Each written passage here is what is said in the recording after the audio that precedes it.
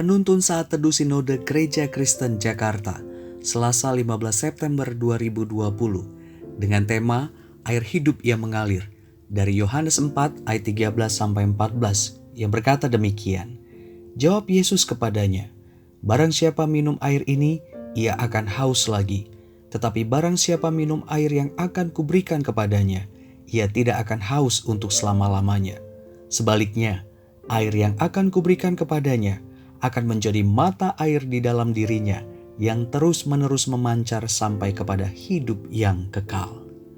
Saudara yang dikasihi Tuhan, salah seorang kepala suku kanibal di tanah yang diinjili oleh John Gibson Paton mengalami jamahan Roh Kudus, bagaikan mata air yang terus-menerus mengalir di dalam jiwanya. Sebelum kepala suku tersebut meninggal karena epidemi campak, dia menuliskan kata-kata terakhirnya. "Selamat tinggal Paton, aku sudah dekat kematian sekarang. Kita akan berjumpa kembali dalam Yesus dan dengan Yesus." Saudara, air yang ditimba perempuan Samaria tidak akan pernah bisa menjawab kekeringan jiwanya. Ayat 13. Hal ini dipaparkan Tuhan Yesus kepada perempuan ini. Kemudian dia mengontraskan dengan air hidup yang diberikannya. Ayat 14.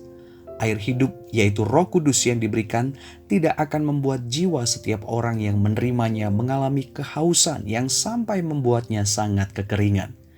John Calvin menjelaskan ayat ini bahwa memang ada saatnya orang-orang percaya termasuk perempuan ini akan mengalami rasa haus sepanjang hidupnya setelah menerima Roh Kudus.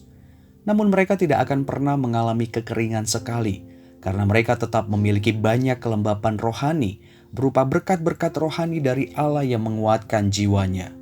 Roh Kudus bagaikan mata air yang terus-menerus mengalir untuk menyirami hidup orang percaya dengan kasih karunia dari Allah sampai kepada hidup yang kekal. Hal ini juga yang dialami oleh perempuan Samaria. Selain itu, Roh Kudus mengalirkan aliran-aliran hidup surgawi dalam jiwa orang percaya, termasuk perempuan ini. Misalnya membagikan kebenaran dan kasih dari Allah, seperti yang dilakukan Kristus. Ini merupakan bagian dari memberitakan agenda misi kerajaan Allah. Saudara, di dalam Kristus Yesus, kita menerima pemberian dari Allah yaitu Roh Kudus. Memang ada saatnya jiwa kita merasa haus setelah menerimanya, namun tidak sampai kekeringan. Roh Kudus tetap mengalir untuk menyirami jiwa kita dengan kasih karunia Allah melalui firman Tuhan yang diberikan, nasihat dan teguran dari orang-orang tertentu, doa, perhatian, dan kasih sayang dari orang-orang terdekat, dan sebagainya. Semua ini merupakan bagian dari kelembapan rohani yang tetap mengikat kita dengan Roh Kudus sampai kepada hidup yang kekal. Selain itu, Roh Kudus mengalirkan aliran-aliran hidup surgawi dalam jiwa kita.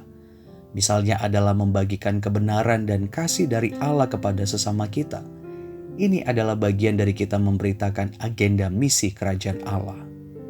Roh Kudus senantiasa mengalirkan aliran-aliran hidup surgawi untuk memberikan pertumbuhan rohani, sehingga kita dimampukan untuk membagikan Injil keselamatan melalui tindakan kasih.